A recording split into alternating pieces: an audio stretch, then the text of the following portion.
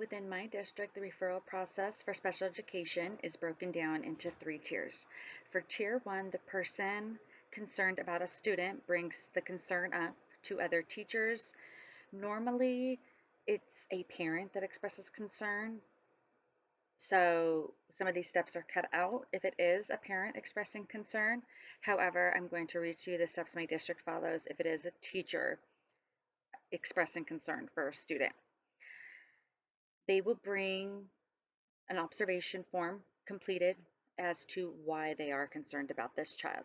Teachers will develop appropriate interventions to address the concern, and then all the teachers will implement these interventions and take notes and observations of how the student is doing throughout these interventions they're providing. This goes on for about 4 to 6 weeks. After 4 to 6 weeks, teachers will revisit with the student, decide if the interventions have been successful or not. From there, we go to tier 2. The person concerned completes a referral to the student success team, also known as SST. From there, SST will conduct meetings. From this point, teachers are asked to just continue the interventions that they've come up with for the child, and SST starts to work behind the scenes a little bit. The concerned person is responsible then for notifying the parent what is going on so far, why they have a concern, and then also notify them of the meeting when it's happening. There will be an initial meeting with the SS team to document concerns and put an action plan into place. In 6 to 8 weeks later, they will follow up with the SST to determine the effectiveness of these interventions.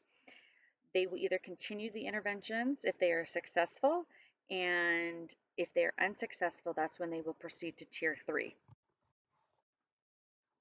For tier 3, a third SST meeting will be held. The purpose of the third SST meeting is to review the follow-up intervention sheet and the effectiveness of the interventions that were given to the student. And this is when they ask, have we implemented everything we can for the student? Have we been successful in implementing all of this for the student? The school psychologist will be invited to this meeting, and counselors will share the information with the special education team prior to this meeting. If educational testing is needed, the psychologist provides the parent with an assessment plan for signature. If further testing isn't needed, additional interventions are then planned at this point in discussion of how you're going to execute these interventions. Once the assessment plan is given, the district has 60 days from when the parent has signed it to get the necessary testing done.